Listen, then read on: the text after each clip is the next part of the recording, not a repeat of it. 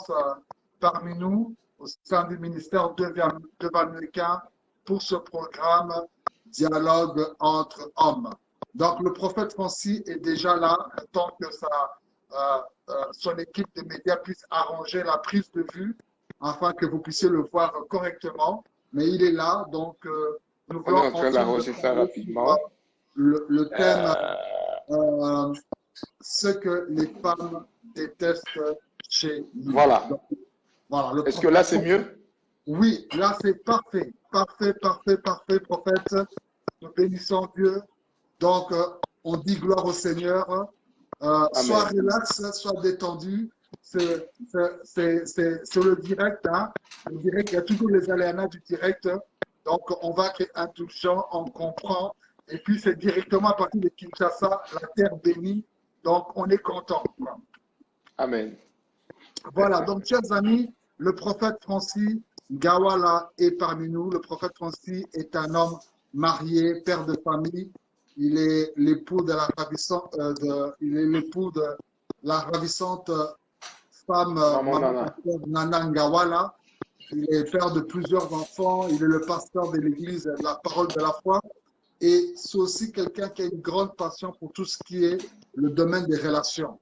Il a un grand ministère qu'il dirige qui s'appelle ministère des grands jeunes, dans lequel il coach les différentes catégories, que ce soit les célibataires, que ce soit les fiancés, que ce soit même nous les mariés, même les vieux dans le mariage, et nous sommes bénis. Et c'est quelqu'un qui parle sans tabou.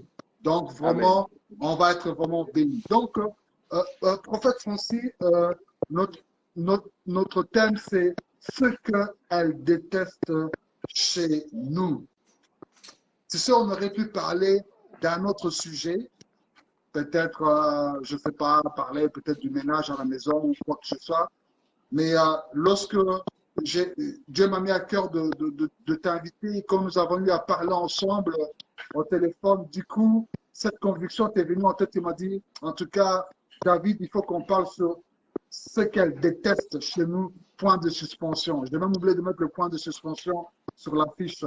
Mais d'abord, pour une petite introduction, parce que les gens sont là, ils ont hâte d'entendre ta voix. Pour cette petite introduction, pourquoi avoir pris ce thème alors qu'on aurait pu prendre un autre thème? Bon, on a pris ce thème, Pasteur David. D'abord, je commence par vous remercier. Oui. Je commence par vous remercier pour cette invitation. C'est vrai que j'entends avec un petit retard. Donc, j'ai pris ce thème et nous l'avons choisi ensemble avec vous parce que simplement, nous croyons que les femmes se plaignent de l'impréparation des hommes.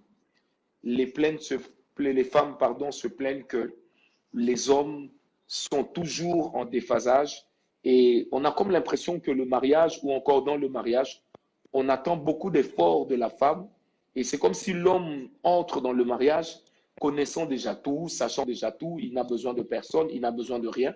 Ça veut dire que c'est par rapport à lui que la femme doit s'y faire et lui n'a pas d'effort à fournir. Alors, parler aux hommes, donc, c'est une opportunité avec ce thème particulièrement de pouvoir nous regarder entre hommes dans les yeux et de pouvoir se dire certaines vérités.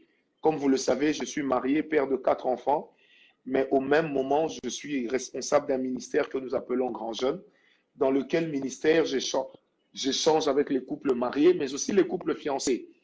Et échangeant souvent avec les femmes, je me suis rendu compte que les femmes se plaignent de tellement de choses, mais les hommes ont décidé de ne pas les écouter. Donc, c'est une opportunité pour moi, un homme, de vous dire, à vous, hommes comme moi, qu'est-ce que ces dames détestent chez nous. Waouh. C'est fort ce que tu viens de dire. Merci beaucoup pour cette introduction. Chers internautes, vous qui nous suivez, le prophète vient de nous donner une introduction pourquoi nous voulons parler sur ce thème. Et je réexplique aussi que durant le dialogue que j'aurai avec le prophète Francis Ngawala, vous pouvez interagir avec nous. Ça veut dire que si vous avez des questions, n'hésitez pas à écrire vos commentaires. Nous allons prendre toutes vos questions et pour pouvoir répondre à cela. Et les femmes aussi, malgré que ce programme est fait sur mesure pour nous les hommes, mais les femmes, soyez là parce que le titre, c'est ce que vous détestez chez nous. Donc, tout ce que vous détestez chez les hommes, balancez-le. Ce que vous détestez chez votre mari, balancez-le aujourd'hui. Ce que vous détestez chez votre fiancé, balancez-le. Ce que vous détestez chez un garçon qui vous drague tout le temps, que vous n'avez pas envie de donner la main, balancez ça aujourd'hui, qu'il entende ces choses-là. Et nous, entre hommes, nous allons parler avec l'aide de Dieu. Alors, prophète Francis, il y a déjà une dame qui était parmi nous. Elle s'est juste déplacée un peu, mais elle a déjà laissé son petit commentaire. Son mari est là. Et pendant que son mari était là, elle a dit mon mari est un peu naïf. Pourquoi, dans quel sens? Parce que partout où son mari va, je vais un peu lire la question. Voilà, donc je vais un peu lire la question qu'elle avait dit. Elle a dit que non, mon mari est souvent naïf parce que toutes les femmes, lorsqu'il est dans la rue, veulent le draguer. Mais puis elle dit, bon, d'une autre côté, c'est aussi une bonne qualité que mon mari soit beau et tout ceci, mais le fait qu'il soit naïf, que toutes les femmes veulent le draguer. Donc, elle suit, son mari aussi nous suit à cet instant. Elle s'est déplacée un peu, mais elle a laissé sa question, elle va revenir tantôt. Mais son mari est là en ligne, nous suit. Et c'est vrai que son mari est beau. C'est un beau monsieur, il est lancé de castard et de longues chevelures et tout là. Il nous suit parmi nous. Et je peux comprendre qu'elle dit cela, elle pèse ce mot. C'est vrai qu'il est attirant dans la rue. Mais elle dit que des fois, son mari est naïf, il se laisse aller par les compliments de ses dames et tout ceci. Mais elle trouve que c'est aussi une bonne qualité que son mari soit beau, mais elle déteste cela un peu, que les femmes mettent un peu un regard sur son mari. Qu'est-ce que tu peux encore lui dire pour la rassurer un peu, quoi? Bon, vous savez, cette histoire m'a rappelé une vieille histoire que j'ai connue moi-même dans la vie. J'avais une amie qui me disait à l'époque, elle me dit, tu sais, moi, je ne peux pas épouser un bel homme. Je lui dis pourquoi? Elle me dit, un bel homme n'a jamais été le mari d'une seule femme. Mais ça m'a beaucoup fait rire parce que simplement, les femmes ont l'habitude de craindre les beaux hommes parce qu'ils ont toujours l'impression qu'un homme qui est beau appartient à tout le monde. C'est un peu comme nous, quand nous étions plus jeunes, les jeunes garçons, on avait l'habitude de dire qu'une femme qui est trop belle, surtout si elle est métisse, c'est comme la mangue qui a mûri sur l'arbre, mais du côté de l'arbre qui donne sur la voie publique. Donc, tu ne peux jamais prétendre que cette mangue-là est à toi. Mais en fait, tout ça, ce sont des croyances erronées. Parce que vous savez, aujourd'hui, l'humanité nous prouve que l'homme, peu importe comment il est, quand il a quelque chose, ou encore lorsqu'il est un homme public, il peut être très attirant et le problème restera toujours le même. Mais il faudrait simplement que la femme comprenne que le mariage va se bâtir au-delà. Alors, si je comprends bien, la femme n'en veut pas à l'homme parce qu'il est beau, mais elle en veut à l'homme parce que l'homme est naïf. Vous savez, l'homme peut être naïf, mais comment dire à quelqu'un, ne te laisse pas attirer par moi? C'est impossible. C'est plutôt à l'homme d'user de responsabilité pour ne pas donner une suite favorable à toutes ces femmes qui viennent vers lui. Parce que même nous, quand nous épousons une femme, si elle est belle, vous savez, ça craint toujours. Moi, je me rappelle, lorsque ma femme travaillait encore, puisqu'aujourd'hui, elle ne travaille que dans le ministère, mais lorsqu'elle travaillait encore, vous savez, moi, j'ai une femme, elle est très belle, elle est belle comme une cartouche. Alors, rendez-vous compte qu'un jour, quand je vais la prendre au boulot, son chef me regarde mal, tout le monde me regarde mal. Mais j'étais fou de rage, j'étais jaloux. J'ai dit, ah, donc ces gens draguent ma femme. Mais après avoir réfléchi, j'ai dit, en fait, moi, je n'ai pas de contrat avec ces gens. Et je ne peux pas être le seul à trouver que cette femme soit belle. Donc, forcément que les autres aussi trouvent qu'elle est belle. Mais après, tout dépend de la manière dont elle va réagir si on lui fait la cour. Tout dépend de cela. Vous savez, l'amour, c'est un monde de responsabilité. C'est pourquoi on exige toujours dans le mariage qu'il y ait de la maturité et de l'âge. Et ensuite, un homme, qu'est-ce qu'elle entend par un homme qui est naïf? Dira-t-on qu'un homme qui est naïf, c'est un homme qui est ouïste, qui dit oui à la cour que les femmes lui font, chose qu'elle n'a pas mentionnée. Donc un homme naïf, c'est peut-être un homme qui a bon cœur et qui accepte que les femmes l'approchent facilement, mais sans leur prêter des mauvaises intentions. Mais après cela, ça dépend aussi du risque de la vie. Moi, je conseillerais à ce frère, s'il est connecté, d'être un peu plus prudent, d'être vraiment très prudent, mais aussi, ça dépend également de son domaine d'activité. Ça dépend également de la position qu'il a dans le domaine d'activité dans lequel il se trouve. Donc, il y a un peu tout ça qu'il faudrait savoir concilier. Bref, le plus important, c'est de bâtir une relation de confiance et surtout de bâtir une relation dans laquelle on sait exactement ce qu'on veut et on a confiance en l'autre. Cela est très important. Voilà. Amen. Amen. Oh, merci beaucoup, prophète. Très profond. Donc, je pense que la sœur qui nous a posé la question est rassurée. Quoique Dieu a fait de son mari un homme beau, hyper beau, mais l'important, c'est d'avoir confiance. Et le mari aussi, c'est que, bon, même si des femmes me complimentent tout ceci, mais mon cœur est déjà pris par une dame à côté. Voilà. Prophète, nous sommes en train de continuer encore. Tu vas parler, mais il y a beaucoup de questions qui me viennent ici. Il y a une dame qui a envoyé cette question, elle a dit, ce qu'une femme déteste, c'est que son partenaire soit négligent, malpropre, surtout dans l'intimité, la mauvaise haleine, l'odeur corporelle, la nauséabité. Et ça, c'est vrai. Non, non pas seulement les femmes mariées, mais même aussi les femmes célibataires. Moi, je sais que la première fois que j'ai rencontré ma femme, la chose qu'elle a testée d'abord, est-ce que j'étais parfumé ou pas? Elle a regardé, est-ce que tu sens bon ou bien tu sens à la première rencontre. Donc maintenant, pour cette question, qu'est-ce que tu peux dire par rapport à ce que les femmes détestent qu'un homme soit négligent, malpropre, surtout dans l'intimité, la mauvaise haleine, l'odeur corporelle? Non, vous savez, il ne faut pas se leurrer.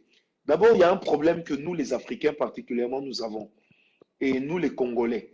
Vous savez que, pasteur David, nous avons grandi avec une théorie qui disait qu'il convient à l'homme de sentir mauvais. Et on comparait l'odeur de l'homme à l'odeur de la chèvre, en disant que l'homme doit sentir le bouc. Donc l'homme doit vraiment sentir le bouc.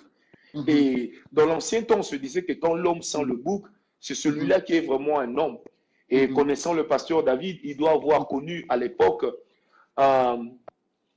une chanson qui avait connu un succès au point que son auteur avait même été jeté en prison. Cette chanson, cet album, c'était Elena de Franco.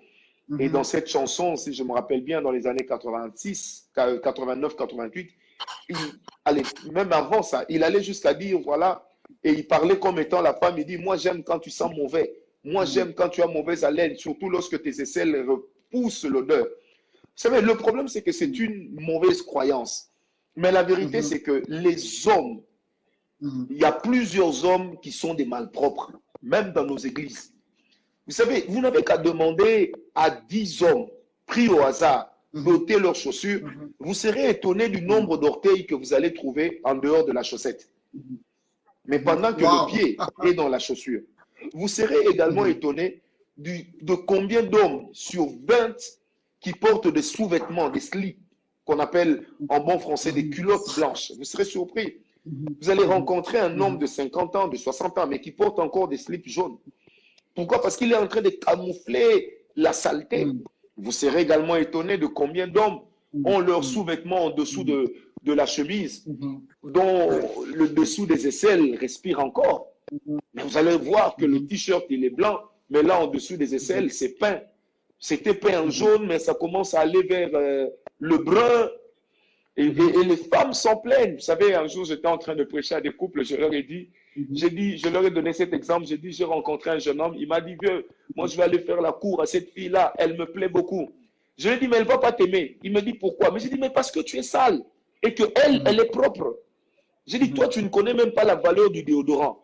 Mais pourtant, tu as un bon téléphone, tu ne manques pas de carte de recharge. Mais tu es sale. Tu peux faire 2-3 jours avec la même chemise. Et ce n'est pas normal. Imaginez aujourd'hui cette femme qui a bien grandi, qui est belle, qui se fait propre. Moi, je ne parle pas de ces femmes-là qui se font propres pour sortir, hein, mais je parle de ces femmes qui sont naturellement propres aussi. Hein. Mais je ferme la parenthèse. Aujourd'hui, on s'adresse aux hommes. Donc, les femmes, quand Maman Bobette m'invitera, je reviendrai laver les femmes. Mais pour le moment, lavons d'abord les hommes. Amen. Mais il y a beaucoup d'hommes, je disais, qui sont sales. Surtout lorsqu'on était célibataire. Nous, on avait des amis quand vous allez chez lui. Mais il peut faire 14 jours avec le même drap. Et son thé d'oreiller, si vous enlevez le thé d'oreiller, vous gardez l'oreiller, il y a comme ça la carte qui représente le monde entier. les continents avec leur pays. Ça veut dire qu'il a tellement bavé et transpiré dessus que lui-même ne comprend pas que c'est sale. Et il y a beaucoup d'hommes qui se disent, je vais devenir propre quand je vais me marier. Mais le problème, c'est qu'une habitude qui est ancrée, et si vous êtes compliqué de par votre tempérament, il sera difficile à cette femme de vous changer. Vous savez, moi, j'ai rencontré des hommes, Pasteur David, mais s'il fait ça et il vous montre le doigt, c'est pâteux. Donc, c'est pâteux. Tellement que les parois des oreilles, on a l'impression qu'il y a eu un mixage entre le chocolat et un peu de la pâte d'arachide qui se sont mélangés et qui ont donné une couleur avant l'odeur. Oui. Et ça, les femmes ont raison. Alors, la saleté des hommes se concentre surtout dans la manière dont ils traitent les sous-vêtements ainsi que les serviettes de douche. Donc, les sous-vêtements, les serviettes de douche, les chaussettes, les chemises blanches, ça démontre la saleté des hommes. Je répète, les sous-vêtements, les chaussettes et les serviettes de douche, mais j'insiste particulièrement, les sous-vêtements blancs, il y en a plusieurs qui n'en ont même pas. Vous savez qu'il y a des gens parmi nous, les hommes, lorsqu'il a une serviette blanche et que ça sort, ça devient une occasion de crime. Parce que lui-même ne croit pas qu'il soit capable d'entretenir une serviette blanche. Et c'est un problème. Mais dans l'autre temps, l'homme exige à la femme de supporter ses odeurs. Mais pourtant, cette réciprocité-là, il ne l'appliquera jamais. Combien d'hommes dans le mariage, quand il sait que Rambo va s'élever à 4 heures du matin, mais pourquoi ne pas avoir, ne serait-ce que des tic-tac? Pourquoi je préfère préciser tic-tac? Parce qu'on les trouve partout. Pourquoi ne pas avoir ces petits bonbons à la menthe qui vous permettent d'avoir une bonne haleine? Et vous avez des hommes dont la laine, écoutez-moi, ça ressemble, je ne sais pas moi à quoi. Moi, j'ai étudié avec un ami, pasteur David. Mais cet ami, quand il disait « bonjour », c'est comme si on ouvrait le puits perdu. « Bonjour ». Donc, ça faisait même mal au cœur de sentir comment un garçon sentait aussi mauvais. Bon, maintenant, et ce garçon-là, il aimait faire la cour aux jolies filles. J'aimerais dire aux hommes, les femmes ne sont pas les uniques responsables de la propreté dans le mariage. Mais l'homme doit déjà avoir en lui-même des références de propreté. Allez voir les draps dans lesquels certains passent la nuit. Vous serez étonnés. Vous allez remarquer que leurs draps ne vont jamais dans les lavages. Vous allez remarquer que leurs draps, si c'est en Afrique, vous ne les trouvez jamais étalés sur le fil dehors. Pourquoi? Parce que ce drap-là, si vous le plongez dans de l'eau dans laquelle se trouvent les poissons ou dans un aquarium, mais les poissons peuvent attraper des crises cardiaques et tous mourir. Pourquoi? Parce que le monsieur est sale et il y a beaucoup d'hommes qui sont sales. Vous allez voir un homme qui laisse la barbe comme moi, mais qui n'a même pas de shampoing. Mais il oublie que lorsqu'il va transpirer, cette transpiration va aller rester dans la barbe et lorsqu'il va se gratter, les ongles vont noircir. Et vous avez des hommes qui exigent à leurs femmes de les accepter comme ça. Écoutez, les gars, qu'on ne se trompe pas. C'est Jésus qui a dit, venez à moi, vous tous qui êtes chargés et fatigués, je vous donnerai du repos. C'est Jésus qui a dit, venez à moi tel que vous êtes. La femme ne peut pas te prendre tel que tu es sale, négligent, et puis elle doit te laver, te nourrir, et le jour où tu deviens encore propre, qu'est-ce que tu fais? Tu vas chercher ailleurs. Non, soyez quand même propre. Tu ne viens pas te marier pour être en charge ou dans les soins de ta maman. Mais tu te maries pour que vous puissiez vous compléter afin de vous améliorer. Mais chez toi, on n'est pas en train de t'améliorer. Mais d'un point de vue propreté et attention, on est carrément en train de te récréer. C'est un problème. Et ça, mes frères, les femmes s'en plaignent. Elles s'en plaignent. Tu as mangé le poisson. Surtout chez nous en Afrique, tu as mangé le poisson et comment ça laisse l'odeur dans la bouche, cette haleine-là est changée. Mais va te brosser les dents, ça ne coûte rien. Et si tu n'as pas les moyens pour acheter de la pâte dentifrice, chez nous en Afrique, tu peux même utiliser un morceau de braise. Vraiment. Ça blanchit sérieusement bien les dents. Prophète Molo, tu dis vraiment des choses puissantes ici. Mais je crois que vraiment, tous les hommes, tous les mecs, tous les gars, on est interpellés. Vraiment, il faut qu'on prenne soin de nous. Même la Bible nous dit que non, quand tu jeûnes, hein, quand tu es en train de jeûner, parfume-toi, lave-toi, qu'on ne sache pas que tu es en train de que tu jeûner. Si jeûnes. déjà quand tu jeûnes, la Bible te demande de te parfumer, de te laver, à combien plus forte raison lorsque nous ne nous gênons pas? Donc, Voilà. tout ce que nous disons, c'est biblique. Et puis, quand vous prenez le livre de Lévitique, où on parle sur les Lévites, les sacrificateurs, Dieu donne même des détails sur leurs sous-vêtements. Comment doivent être les Voilà. sous-vêtements, le caleçon du sacerdoce, le caleçon du prêtre, tout ceci. Donc, bien aimé, la tenue est très importante. Tu es célibataire, tu as toujours voulu draguer cette sœur, elle te dit toujours non. Peut-être c'est parce que tu n'étais pas parfumé. Peut-être quand tu parlais, la laine Et sortait, elle ne voulait pas. elle est gênée de te dire la vérité. Parce que tu ne l'accepteras pas Voilà, et tu mettras ça au compte des tribulations. voilà. Alors, il y a encore le papa dont son épouse avait dit qu'il est un peu naïf parce que les femmes admirent sa beauté, a aussi répondu, il a dit que non, souvent, c'est vrai, pasteur, il a dit souvent, prophète, quand je suis dans la rue, les femmes, lorsqu'elles viennent, elles me font des compliments, tout ceci, et ma femme à côté dit, elle te drague, elle te drague, elle te drague. Et puis il dit, non, tu exagères. Donc, toi, sa femme, ça devient embêtant pour elle chaque fois elle se promène avec son mari, tellement qu'il est beau, mais bon, c'est sa prière. Dieu lui a donné un bon mec. Qu'est-ce qu'il peut faire maintenant? Il ne peut pas dire non à la beauté que Dieu lui a donnée, mais bon, des fois, il dit à sa femme qu'elle exagère. Ça, c'était juste pour mettre une parenthèse par rapport au premier point que nous avons vu. Et donc, nous voulons dire aux gens, vous avez la possibilité de pouvoir interagir avec nous pendant que nous sommes en train de parler sur ce que les femmes détestent chez les hommes. Alors, il y a quand même un homme qui a réagi parmi nous.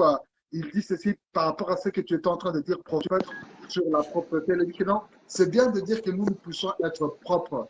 Mais des fois aussi, il y a certaines femmes qui détestent que nous, les hommes, nous soyons plus coquets qu'elles. Parce qu'il y a certaines femmes qui sont, elles ne supportent pas un homme qui est toujours propre, qui est toujours habillé, qui est toujours Non. devant son smartphone, il prend plus de photos quand même que sa femme. Quand il va, le budget de l'argent va plus pour ses vêtements à lui que les vêtements de sa femme. Et à toi, il s'aime Non, lui-même dans pasteur cette David. maison. Non, Ouais, pasteur David, ça n'a rien à voir avec la propreté. Là, on va voilà. au-delà de la propreté. C'est un excès. Vous savez, il est clair qu'un homme normal, Mm, qui n'est pas mm, homo, ne puisse pas avoir mm, la même propreté qu'une femme passée 2 heures sous la douche, 30 minutes devant le mm, miroir en train de se maquiller, de se regarder. Non, mm, ça c'est vrai que c'est dévolu aux hommes. Mais aux mm, femmes, pardon, mais quand nous parlons de la mm, propreté corporelle de l'homme, de son mm, intimité, on parle des choses qui sont mm, liées à son être intérieur, qui sont liées à sa propre mm, personne. Moi, j'ai connu mm, un ami qui était marié, un ex-ami, mais il était tellement mm, propre qu'on a fini par découvrir qu'il était homosexuel. mm, Parce qu'il avait la propreté qui est dévolue à la femme. Ça veut dire une propreté excessive. Or, même mm, la Bible dit, et l'apôtre Paul le dit à mm, Timothée, sois sobre en toutes choses. mm, Sois mm, sobre en toutes choses. mm, Et il mm. dit que même celui qui doit être un ancien puisse être sobre en toutes choses. Il ne faut pas Modéré. qu'il y ait de l'exagération, Mhm, certes, mais il faut quand même qu'il y ait un minimum possible. On ne peut mhm, pas avoir un homme qui porte le même cinglé, le même sous-vêtement en dessous de sa chemise pendant mhm, une semaine et mhm, qui continue à garder la chemise en plein été et même mhm, si c'est en plein hiver. Vous savez, la saleté, ce n'est pas parce que le col a noirci. La mhm, saleté, ce n'est pas non plus parce que en dessous des aisselles, ça jaunit. Mais la mhm, saleté, c'est lorsque vous commencez à porter la même chose plusieurs fois, mhm, nonobstant le fait que même si la saleté, elle ne se voit pas, mhm, mais elle s'amasse. Parce que mhm, même en plein hiver, les cols de nos chemises blanches, mhm, on voit quand même des traces. C'est pour dire qu'il y a quand même une sorte de poussière dans l'air. mhm, Donc il mhm, est normal d'être propre. Et mhm, si une femme se plaint parce que son mari n'est pas propre, eh bien moi mhm, je dirais même que c'est gênant. Vous savez, mhm, je vais vous raconter une histoire. À l'époque, mon père était une grande autorité et il avait mhm, ses amis qui étaient ministres. mhm, Et ils se sont rendus dans une manifestation officielle. Son ami a piqué une crise. C'était un monsieur orgueilleux. Vous savez qu'il y a un médecin qui vient qui dit, bon, il faut d'abord aérer la personne, lui permettre de souffler. Lorsqu'on ouvre son costume, on défait les boutons de son costume, on défait les boutons de sa chemise, on se rend compte que son sous-vêtement là, son cinglé, avait un gros trou comme ça. Et quand on lui ôte les chaussures, les orteils aller au-delà de la chaussette parce que la chaussette se limitait au milieu du pied. Donc, il s'habillait pour sauver l'apparence, mais le reste, ça ne suivait pas. Non, faisons attention. Vous savez, c'est toujours agréable de traiter avec quelqu'un de propre. La Bible dit, le Seigneur Jésus, il mettait des robes qui étaient des robes faites de fin lin. Vous savez, lorsqu'on parle d'un fin lin, la beauté du lin, c'est lorsque le tissu est blanc. Et donc, quand le Seigneur nous présente Jésus-Christ comme quelqu'un qui mettait du fin lin blanc, ça veut dire que c'était un monsieur propre. Propre, bien-aimé. Qui vous a dit que lorsqu'il faut jeûner, il faut être sale? Ou qui vous a dit que le christianisme ne matche pas avec la propreté? Ça, c'est également cette théorie qui dit qu'il faut être pauvre pour aller au ciel. Mais c'est une absurdité. Malheureusement, pasteur David, c'est tellement répandu dans nos églises. Moi, j'ai déjà entendu des gens comme ça à l'église qui disent comme ça, ah, tu sais, moi, je sens les aisselles, hein, je pue les aisselles parce qu'un homme, c'est comme ça. Non. À l'heure actuelle, où vous avez des petits flacons de déodorant Axe, vous allez les trouver chez Colruyt, vous allez les trouver chez Lidl, et ça coûte comme ça un paquet de 2 pour 3,40 €, pour 2,80 €. Et vous n'avez jamais l'argent pour avoir cela, mais vous avez l'argent pour changer des smartphones. Vous savez, pasteur David, la propreté, c'est d'abord une affaire de culture. La propreté, c'est également une affaire d'éducation depuis la maison, depuis la famille de laquelle on est issu. Il est de ces mamans qui ont tellement négligé leurs garçons au profit de la propreté et des soins donnés aux filles que les garçons ont grandi sans référence. Moi, je me rappelle, nous, lorsqu'on était petits, si vous allez jouer au football, vous revenez dormir parce que vous êtes fatigué, vous avez transpiré. Vous savez ce que la maman faisait? Calmement, elle venait vous réveiller et elle venait à la même heure, 1 h du matin. Ça veut dire quand le sommeil est bien et que vous êtes en train de penser que vous devenez Superman dans votre sommeil. Et puis, elle ne vous réveille pas en disant, mon fils, réveille-toi. Non, elle te réveille en te tirant les oreilles. Elle va vous amener dans la salle de bain avec une baignoire remplie d'eau froide. En fait, ça t'apprend déjà que la prochaine fois, tu ne dois pas avoir cette mauvaise idée. Et ça, c'est un problème que les femmes détestent chez plusieurs hommes. Pasteur, est-ce que vous savez que moi, j'ai déjà vu un frère, j'ai rencontré un frère qui m'a dit, ah, notre pasteur, quand il m'a imposé les mains, je suis tombé, non pas parce qu'il avait l'onction, parce que je voulais qu'il me foute la paix, étant donné que sa bouche m'envoyait des bombes atomiques en termes d'odeur. Vous comprenez un peu? Et vous avez des pasteurs, quand ils vous imposent la main, receive, receive. Vous voyez la sœur qui commence à faire, on croit que c'est un démon, alors qu'elle est en train de fuir l'odeur que les aisselles sont en train de lui renvoyer comme une onction odoriférante. Et ça, c'est un problème. Mais il y a plusieurs autres choses que les femmes détestent chez nous. Merci beaucoup, prophète. Ce que tu as dit est très, très important, que c'est une question d'éducation.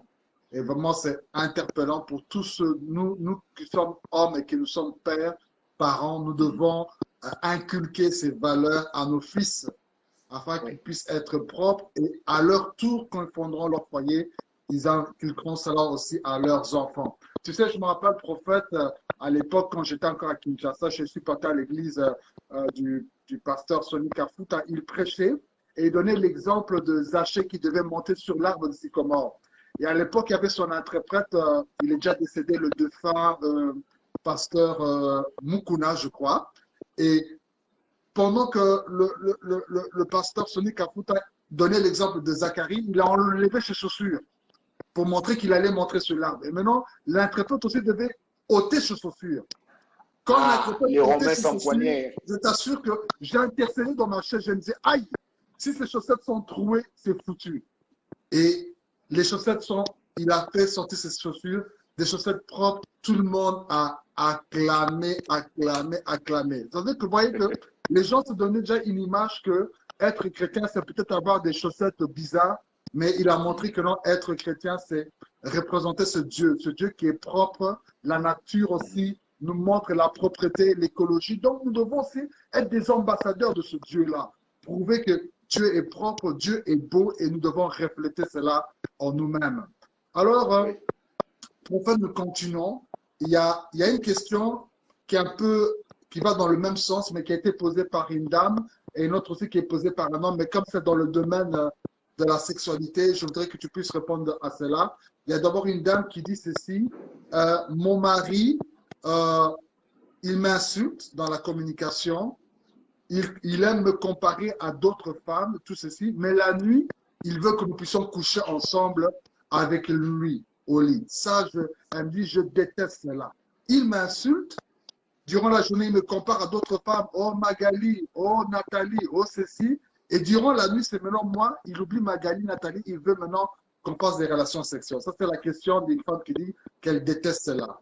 Et puis aussi, un homme parmi nous qui pose la question, il dit ceci, prophète, quelle est la définition que tu donnerais de la virilité de l'homme? Voilà, par rapport à ces deux questions, celle de la sœur et celle du frère, qu'est-ce que tu peux dire? Bon, moi, je dirais simplement ceci à ce monsieur, c'est que la femme n'est pas une chose, la femme mérite le respect.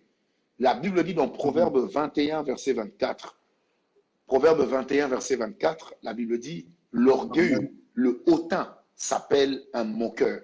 Il agit avec fureur, avec la fureur de l'arrogance. Bien aimé, lorsque un homme est orgueilleux, lorsqu'il est arrogant, lorsqu'il est hautain, lorsqu'il est moqueur, lorsqu'il est méprisant, aucune femme ne peut accepter de composer avec un homme qui la méprise. N'amenons pas nos femmes, ou monsieur n'amène pas ta femme, à voir en toi une personne qui n'a besoin d'elle que pour son corps. Parce que vous savez, après, la femme peut te donner ce corps, mais tant qu'elle ne participe pas activement à ce qui est en train de se passer dans votre intimité, un de mes professeurs de psychologie en première année de graduat nous disait toujours, cela ressemble à de la masturbation sur le corps de l'autre. En fait, c'est un peu comme si l'autre ne se donne pas, mais vous donne, parce qu'elle n'est pas dedans. Or, la vérité des rapports sexuels, c'est laquelle? C'est que nous cherchons à satisfaire notre partenaire et non pas à nous satisfaire nous-mêmes. C'est de là que tirent que les relations sexuelles dans le mariage puisent leur force. Ça, c'est le premier élément de réponse. Le deuxième élément de réponse, c'est que les relations sexuelles sont un moment d'épanouissement, un moment de joie. Alors, comment voulez-vous avoir ou entretenir de relations sexuelles aisées, apaisées, avec une personne que vous avez passé le temps à insulter, de laquelle vous avez passé le temps à vous moquer, ou une personne que vous avez diminuée telle on diminuerait une chose? Bien aimé, cela ne sied pas. Nous disons toujours aux couples que nous encadrons que la fête de la nuit se prépare. Alors, les relations sexuelles sont des choses qui se préparent. Ça peut se préparer déjà dès le matin. Un peu de charme, un peu d'élégance dans la manière de traiter l'autre pendant la journée. Un bouquet de fleurs à l'occasion de rien qui atterrit sur son bureau, ou vous êtes au bureau, un bouquet de fleurs qui atterrit comme ça sur sa table à la cuisine. Vous lui ramenez un petit paquet de chocolat. En fait, tout ce que nous faisons avec nos épouses, c'est une communication et c'est souvent plus éloquent que ce que nous disons. Une femme de laquelle on s'est moqué, qu'on a méprisée, est une femme qui est déjà blessée. Or, une personne qui est blessée court même le risque de devenir frigide. Pourquoi? Parce que le goût sucré des relations sexuelles disparaissent. Et lorsque le goût sucré de ces relations sexuelles n'est plus là, eh bien, qu'est-ce qui va se passer? On commence à se donner pour la formalité, mais on n'est plus tellement dedans. C'est comme ça que, pasteur David, j'ai rencontré une femme qui avait 25 ans de mariage, 6 enfants, et dans une réunion de couple, pendant qu'on est en train de parler de l'orgasme, vous savez que cette maman nous pose la question, elle dit, hey, l'orgasme là même, c'est quoi? Vous savez, c'était un scandale. Et les gens regardaient, oh, maman, vous avez combien d'années de mariage? Elle dit 25 ans. Mais l'orgasme là, je ne connais pas. Et comme nous sommes dans une réunion des hommes, vous savez que un frère qui était à côté de moi a dit, maman, vous voyez, l'orgasme là, ça commence quand la femme fait, quand ça commence à piquer comme le piment. Elle dit, mais moi, je ne connais pas ça. Et la femme qui était là lui pose la question, dit, maman, mais vous faites comment? Elle dit, non, moi d'ailleurs, on ne se parle même pas beaucoup avec lui. Quand il vient seulement, il dort comme ça, il peut se réveiller, il me dit, allez, tourne-toi, enlève tes habits. On fait. Donc, c'est comme si c'était une manette de Nintendo ou de la Play 5 qui est devenue tellement sensible que, OK, let's go, come on. Donc, comme si cette femme, non, non, la femme mérite qu'on la respecte. Une femme que vous respectez, Amen. même si elle se donne à vous, elle va se donner à vous avec charme, avec élégance. Elle va même se battre pour se surpasser. Elle va vous exécuter toute forme de danse. Parce que n'oublions pas que dans les relations sexuelles, une femme qui n'est pas à l'aise ne peut pas vous satisfaire. N'oublions pas que l'homme n'est pas satisfait juste parce qu'il y a eu éjaculation. Mais l'homme est satisfait parce qu'il a joui. Il a joui pleinement. Ça veut dire qu'au-delà de l'éjaculation à laquelle il a procédé, mais c'est un homme qui a su bénéficier du goût succulent des relations sexuelles qui lui est resté sur la langue et dans le cœur. Est-ce que vous savez que l'homme, depuis la nuit des temps, il n'a qu'un seul mouvement dans les relations sexuelles avec sa femme? Il va et il revient. Mais c'est la femme à qui Dieu a donné la possibilité de faire le DJ, à qui Dieu a donné la possibilité de danser et d'exécuter toute forme de danse. Lors des relations sexuelles, Dieu a donné à la femme la possibilité de faire du R&B, la possibilité de jouer de la musique techno et de danser, la possibilité de danser le moutouachi avec 33 tours, peu importe votre poids et votre taille. Vous comprenez un peu? Alors cette femme-là, vous pensez vraiment qu'elle va exécuter toutes ces danses pendant qu'elle sait que vous ne la respectez pas ou que vous l'avez méprisée? Non. Elle se donnera aussi à vous comme si c'était un sac de maïs et vous, vous êtes là en train d'épuiser, vous partez, vous puisez, vous partez, puisque le mouvement reste le même. Dieu ne nous a pas donné une diversité. L'esprit de la diversité de position dans la sexualité et le rythme a été donné à la femme. C'est pourquoi moi, d'ailleurs, je voudrais vous dire que les vraies relations sexuelles dans un couple épanoui, ce sont des relations sexuelles qui sont dirigées au rythme de la femme. Alors, si cette femme, vous êtes bien avec elle, mais elle va vous montrer des choses qui ont fait que lorsque les anges sont descendus, ils ont vu que les filles des hommes étaient belles. My God! Bon, vous utilisez cette femme comme, vous savez, parce que, David, il faut un peu qu'on se parle entre nous. Vous savez, j'ai toujours lu la Bible et ça m'a toujours épaté. Quand vous prenez Juge 16, la Bible dit ceci, que Samson avait les pieds, avait la tête sur les jambes de Dalila. Mais comment étaient ces jambes-là? Avez-vous déjà imaginé un homme qui n'a jamais été coiffé depuis sa naissance, mais on lui coupe tous les cheveux, qui plus est, c'était des tresses, on les lui coupe sans les défaire, on lui retourne la tête, il ne sent rien. Lui qui est l'homme, mais non, qu'est-ce que cette femme lui avait dit? Et à un moment, la femme lui dit, hey, Samson, vraiment, tu dis que tu m'aimes et pourtant tu me caches, où se cache ta force? La Bible dit, Samson n'en pouvait plus, il lui ouvrit son cœur. Vous comprenez? Il est important que nous le sachions.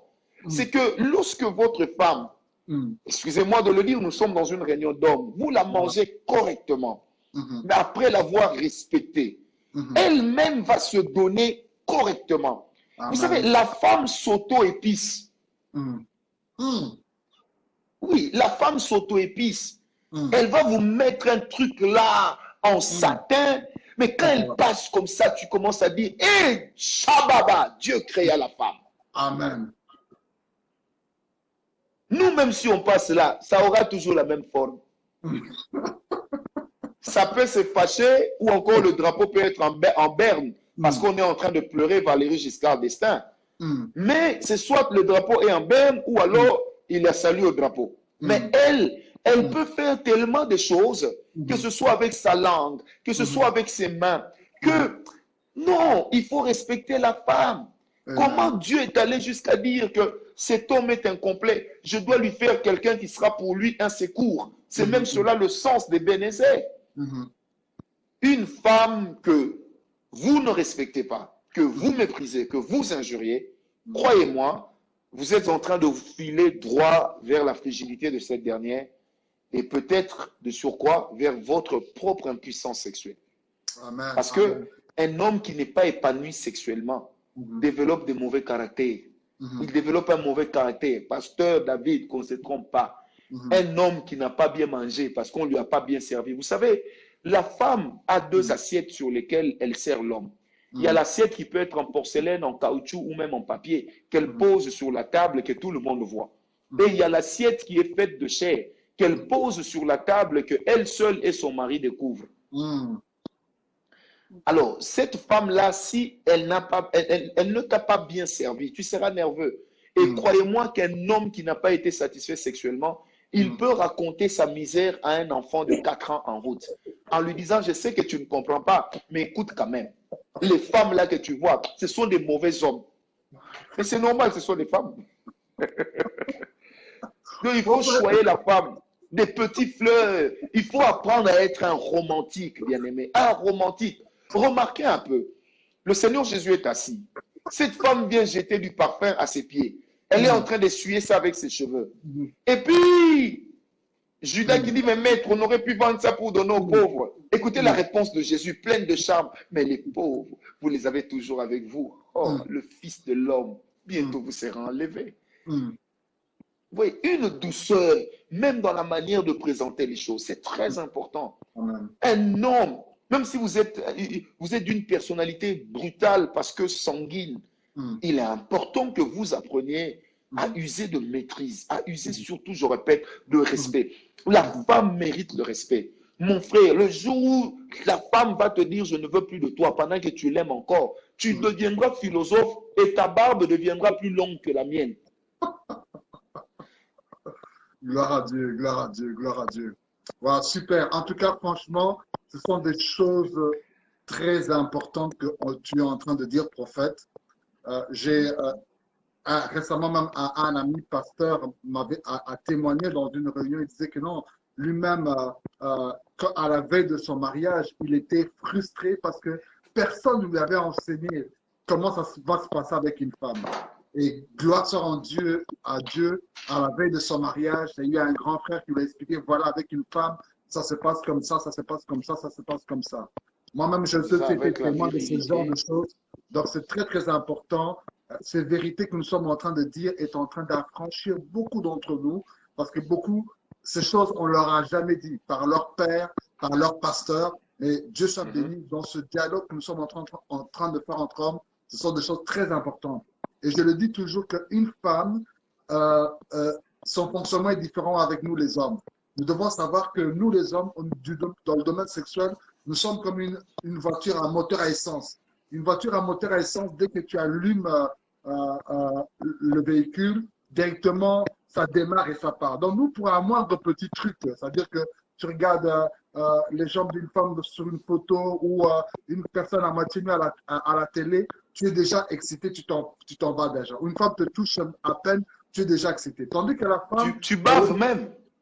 Voilà, tout à fait, prophète. Et tandis que la femme, elle est comme une moteur à diesel. C'est-à-dire que quand tu allumes un moteur à diesel, tu dois attendre que le clignotant rouge puisse s'éteindre. Tant que le clignotant est là, la voiture ne va pas démarrer. Et donc, la femme, il faut prendre le temps, comme l'a dit le prophète, de la préparer. Quand elle est bien préparée, elle va t'offrir l'assiette, non pas en porcelaine, non pas en bois, mais faite en chair humaine. Et là, tu ne vas pas seulement éjaculer, mais tu vas être satisfait, tu vas bénir le Seigneur parce que la relation sexuelle, c'est aussi une adoration que nous rendons à Dieu. Alléluia, parce que dans le domaine sexuel, il y a des mystères qui se passent dedans. Alors, il y avait quelqu'un qui avait parlé sur la virilité de l'homme. Il disait, prophète, est-ce que tu peux donner selon toi, quelle est la définition de la virilité? Bon, vous savez, la virilité, déjà dans le dictionnaire, quand on parle de la virilité, on parle premièrement des attributs ou des caractères physiques, mentaux et sexuels de l'homme. Donc, vous allez remarquer que quand on parle de la virilité, il y a l'aspect physique. Donc, la virilité va aussi avec la taille de l'engin et le fonctionnement de l'engin. Comprenez ce que je vais appeler, je pense, lorsque je parle de l'engin, je ne parle pas de la verge de Moïse, mais je parle de la verge que chacun de nous cache derrière ou sous son étirette. Voilà. Deuxièmement, la virilité, c'est également un ensemble de caractères et d'attributs mentaux. Pourquoi? Parce que les relations sexuelles, ce sont des choses qui se passent d'abord dans la tête. C'est comme ça que Freud avait l'habitude de parler de la libido comme étant la chose qui conditionnait la personnalité de l'homme. Et ensuite, la virilité, c'est également lorsqu'on parle de la puissance sexuelle d'un homme. Un homme qui n'a pas une puissance sexuelle, c'est un homme qui n'est pas viril. C'est pourquoi au niveau de la virilité, on peut parler de plusieurs niveaux de virilité. Il est de ces hommes qui sont tellement virils qu'il peut comme ça donner des électrochocs 4, 5, 6, 2, 3.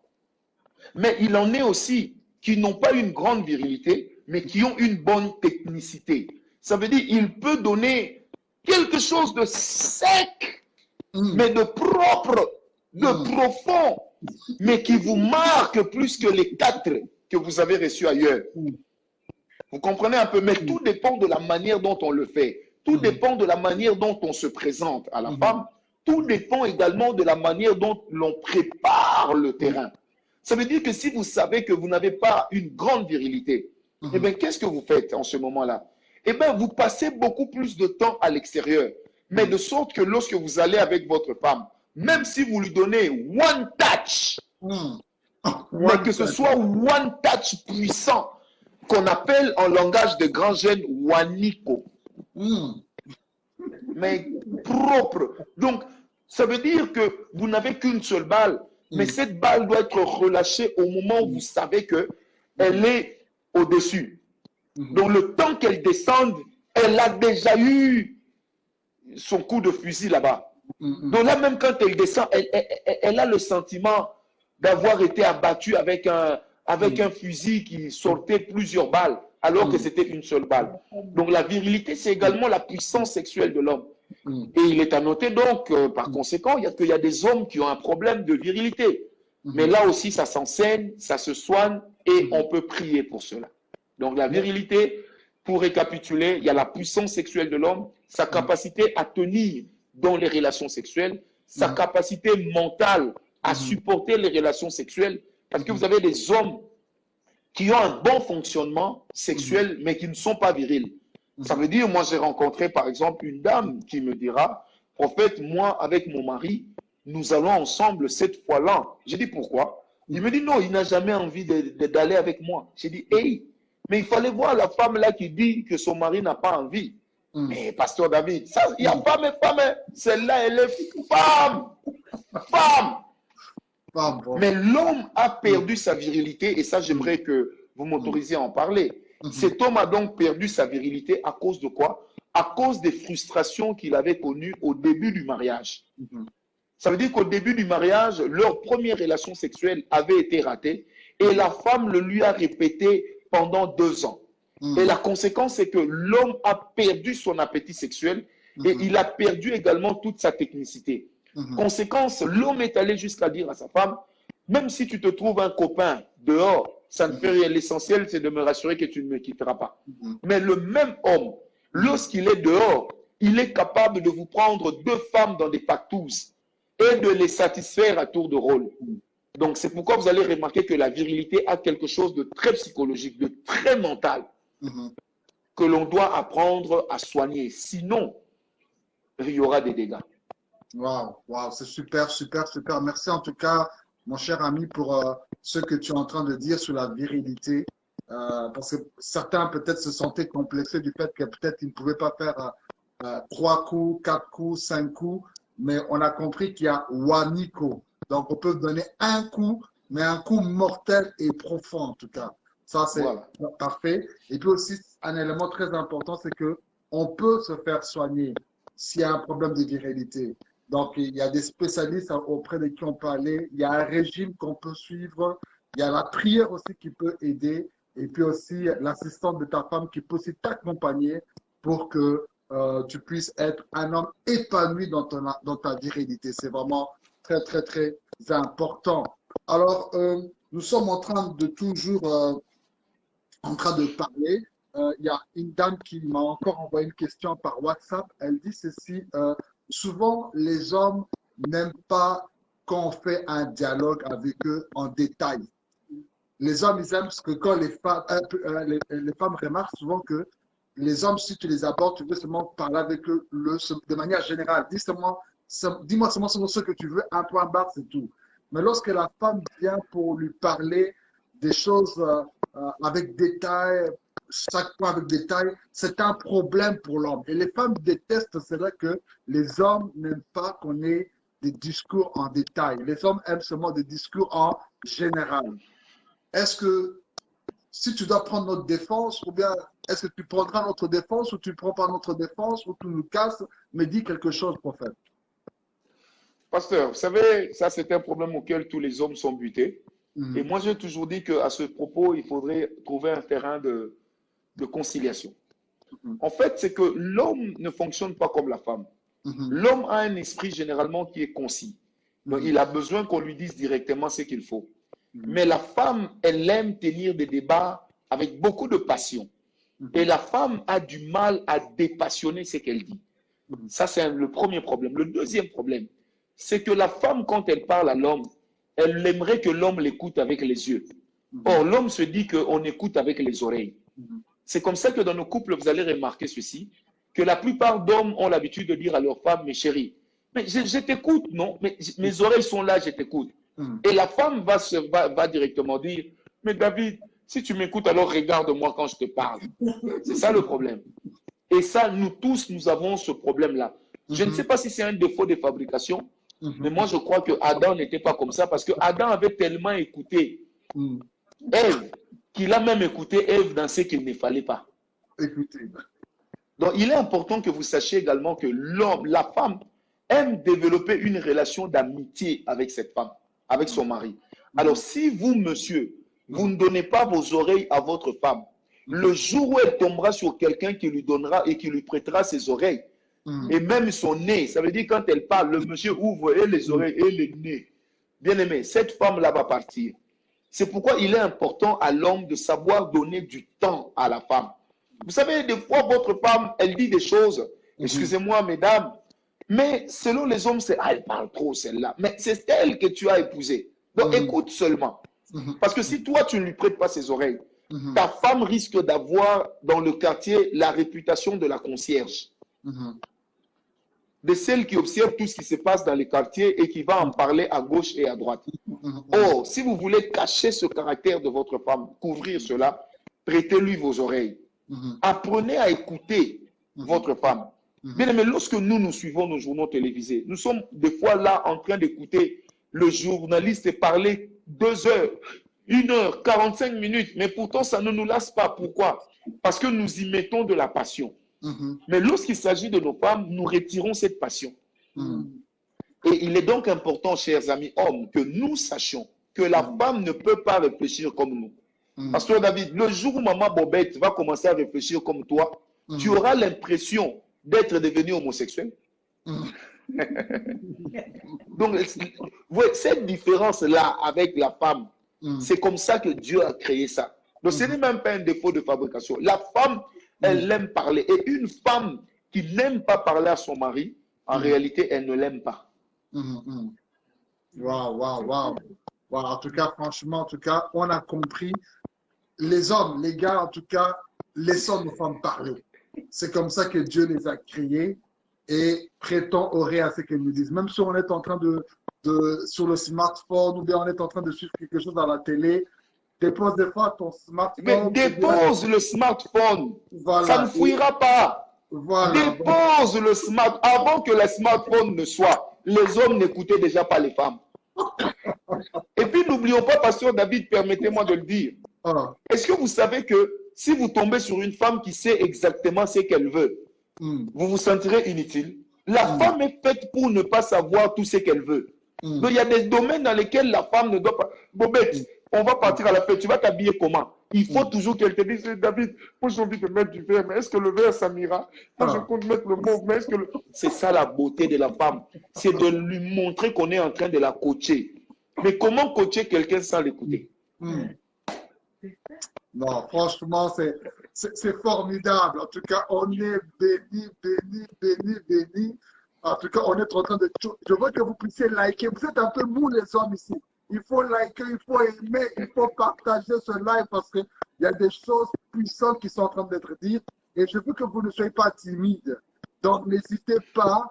S'il y a des femmes parmi nous qui nous suivent, balancez.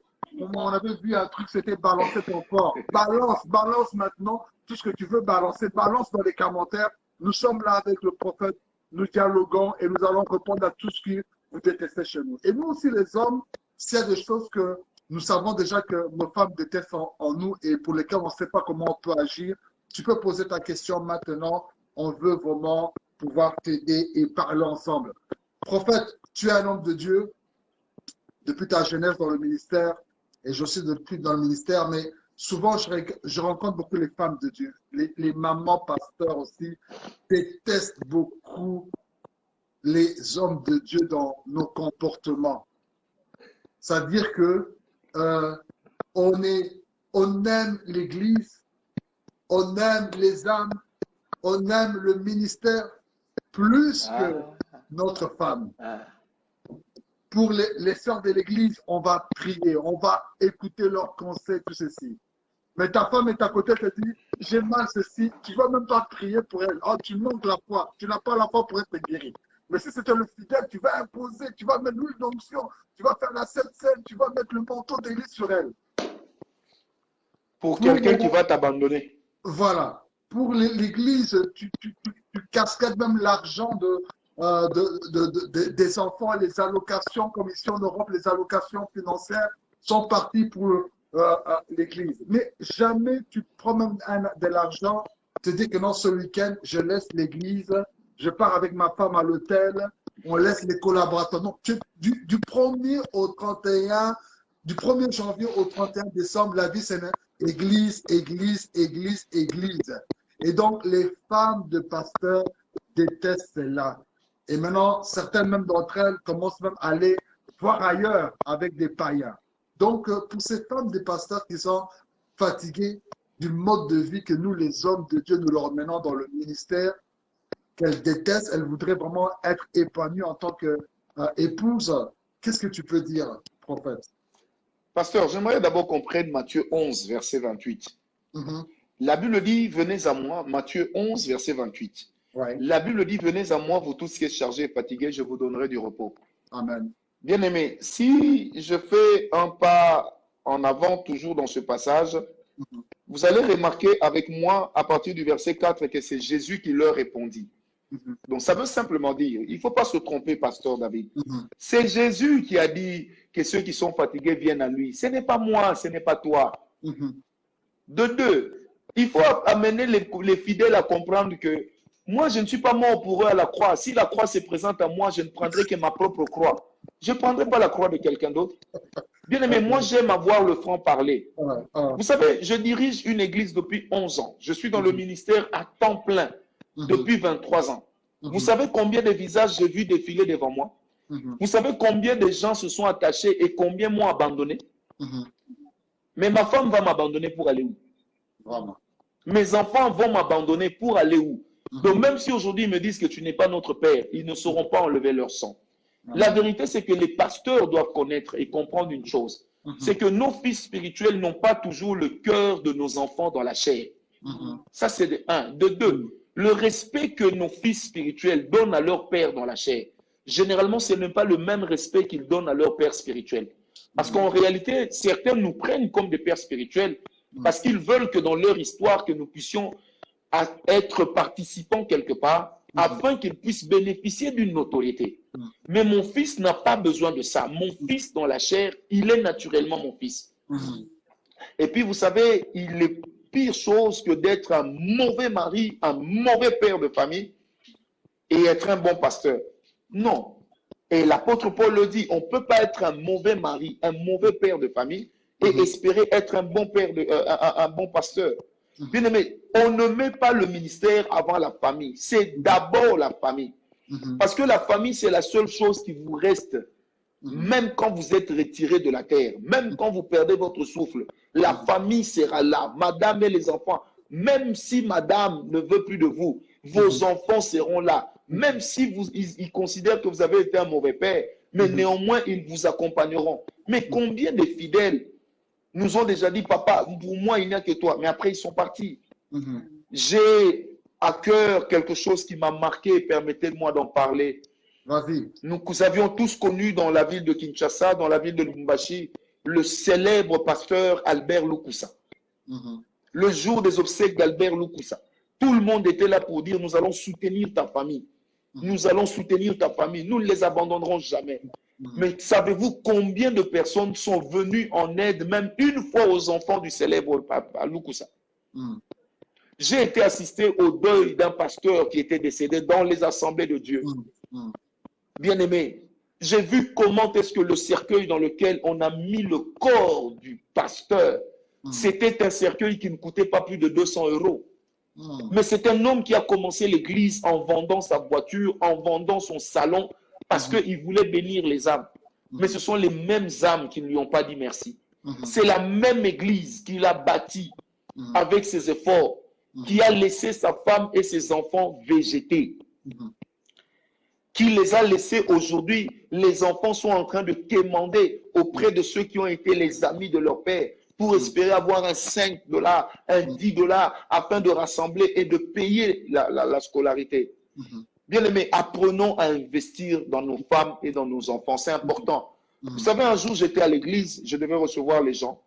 Et mon fils devait jouer un match de football à l'école française. Vous savez, mon fils m'a dit, papa, c'est à 16h30, tu dois être là. J'ai dit, mon fils, tu n'as même pas besoin de dire tu dois, c'est mon devoir.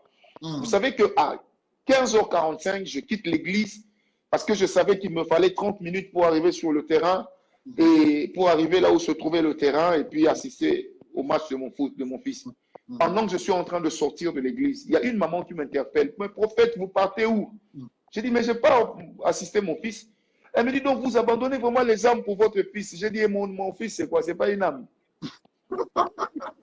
J'ai dit, mais mon fils, mon fils là même porte mon nom. Ça veut dire que c'est mon âme identitaire.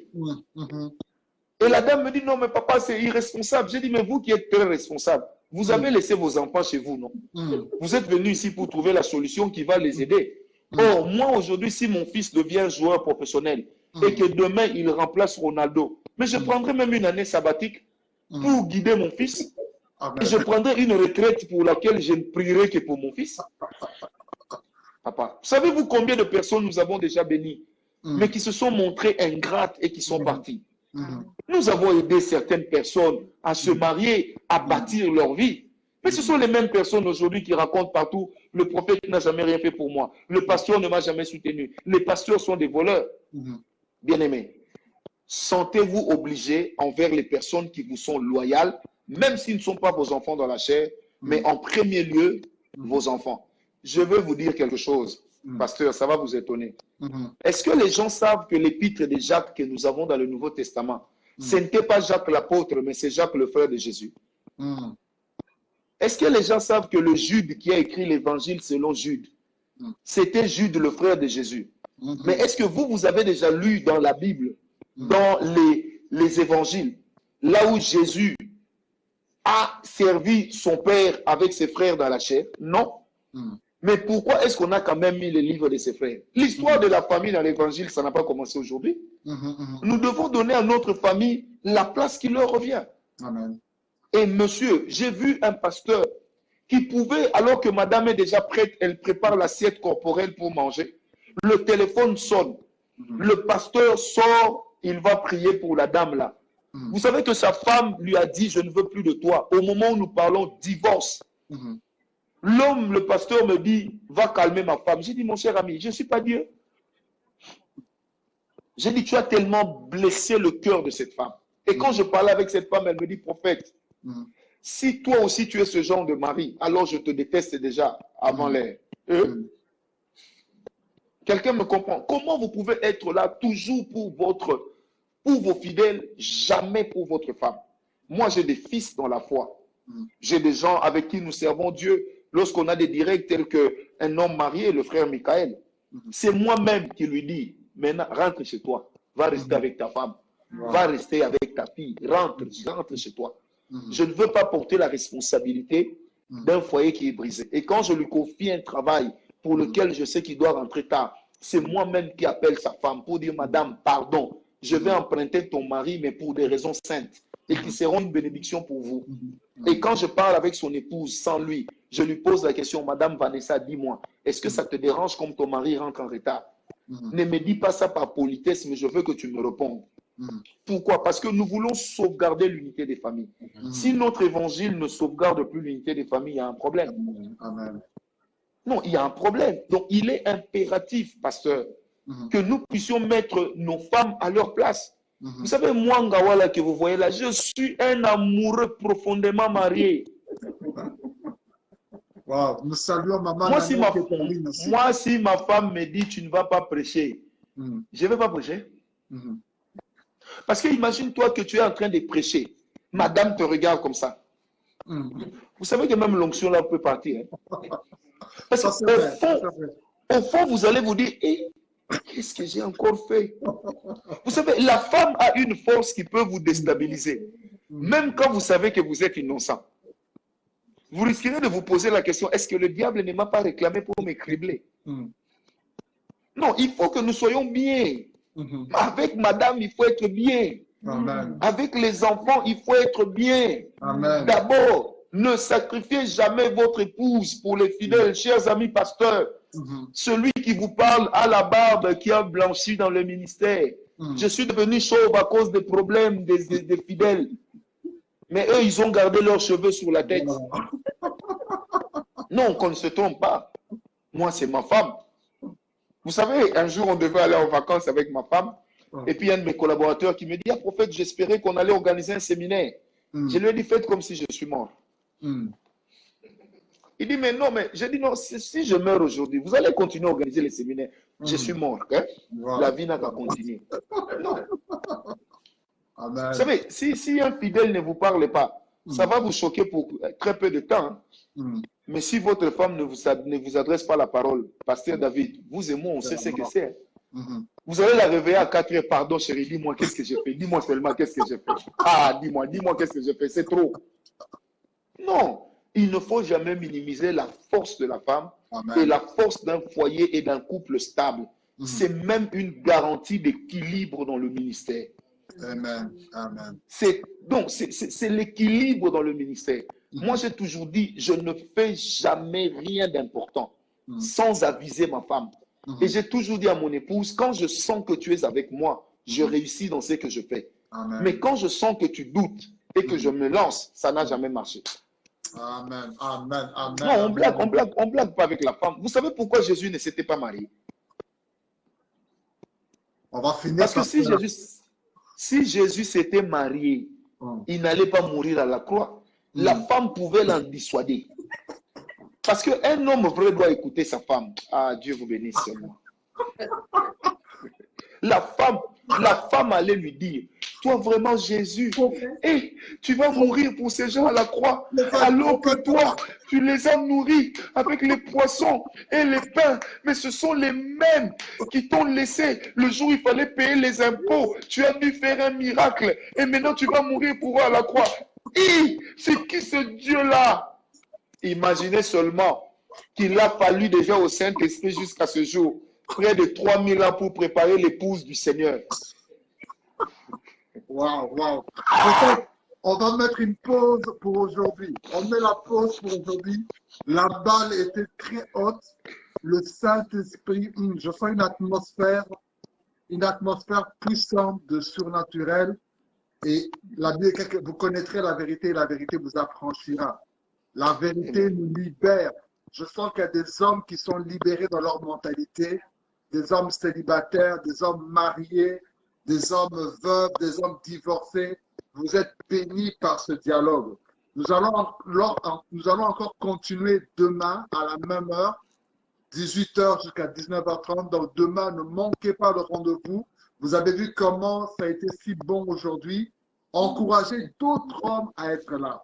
Les femmes aussi, vous êtes les bienvenus.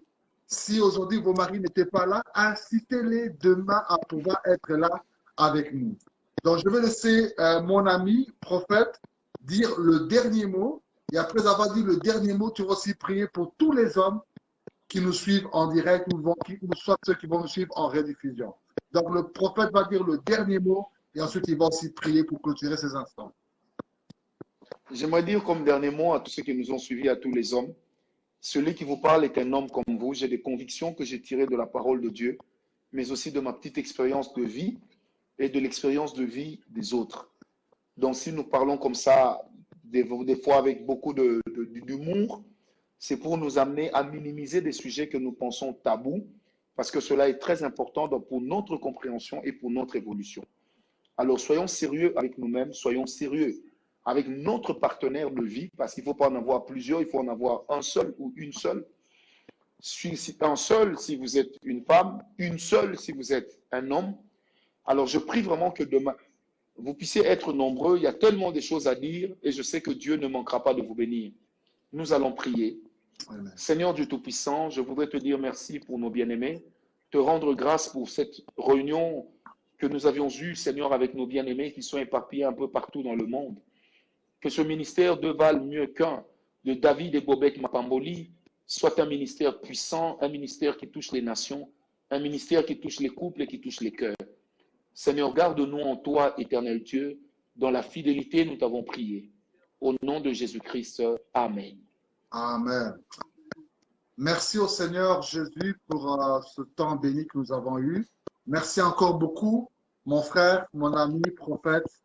Nous avons été bénis. Et voilà, il nous a quittés déjà. Nous lui disons merci de ce qu'il a été avec nous. Merci aussi à son épouse, Maman Nana Ngawala, pasteur Nana Ngawala. Merci parce qu'on a vu que tu prends bien soin de ton mari. Voilà pourquoi il nous a bénis par ce message. Si tu ne prenais pas soin de lui, ça aurait été des catastrophes.